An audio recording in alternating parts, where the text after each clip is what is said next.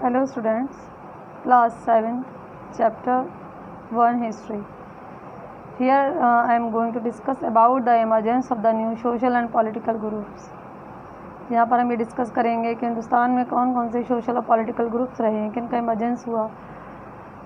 Between the years 1700 and 1750 CE, a number of people came to the subcontinent attracted by its wealth.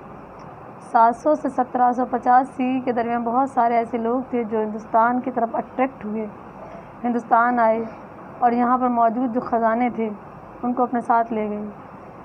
Among such groups were the early Muslim invaders like Mahmud of Ghazni and Muhammad Ghori. Ghazni से, गज़नी एक जगह है, वहाँ से जो आए थे एक मुस्लिम रूलर जो इन्वेडर थे, उनका नाम था महमूद ऑफ गज़नी और एक मोहम्मद गौरी.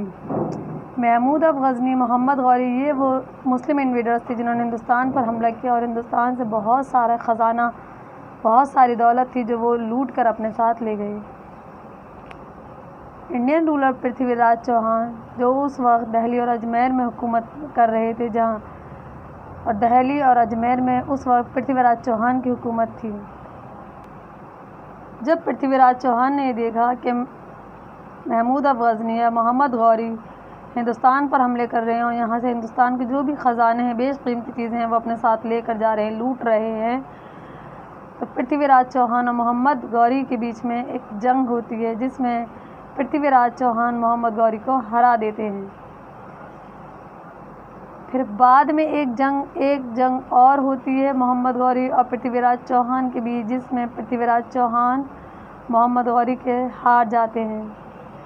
और जब पृथ्वीराज चौहान मोहम्मद गौरी के ज़रिए हार जाते हैं दूसरी जंग में, उसके बाद हिंदुस्तान में जो स्लेव डायनेस्टी थी, जो दिल्ली सल्तनत की बुनियाद डाल दी जाती है और हिंदुस्तान में दिल्ली सल्तनत यानी कि जो मुस्लिम रूलर थे वो दिल्ली सल्तनत की बुनियाद डाल देते हैं और यहाँ पर दिल्ली सल्तनत कायम हो जाती है और यहाँ पर मुस्लिम्स रूल करने लगते हैं.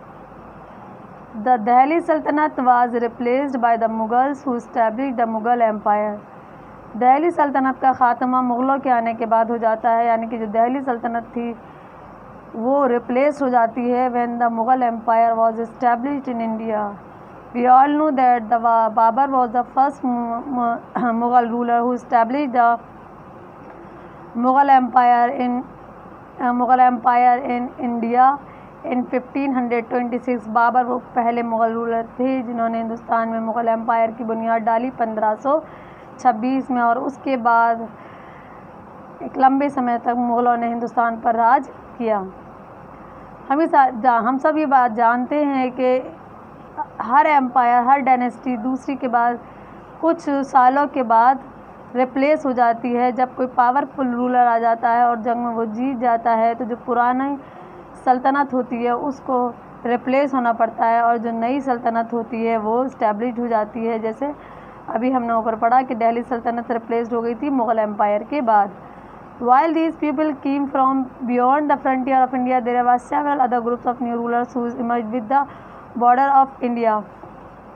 इनके साथ जब ये लोग हिंदुस्तान में अपने फ्रंटियर कायम कर रहे थे तो बहुत से नए रूलर्स भी थे जो इंडियन बॉर्डर्स पर जिनका इमर्जेंस हो रहा था, यानी कि कुछ नए रूलर्स भी थे जो अपनी छोटी छोटी रियासतों को कायम कर रहे थे. यानी कि मुग़ल एम्पायर होने के बावजूद भी कुछ न्यू रूलर्स और न्यू किंगडम्स इस्टेब्लिश्ड हो रही थी. उनमें कौन थे वो हम देखते हैं. और जो नए न्यू रूलर्स थे जो इमर्ज हो रहे थे वो थे राजपूत, सिख, मराठास, अहम्स, जाट्स और कश्तियाज. ये वो कुछ ग्रुप्स थे जो मुग़ल एम्पायर होने के बावजूद भी इनका इमर्जेंस हो रहा था. This is all about the emergence of the new social and political groups, and next topic I will discuss in my next video. Thank you.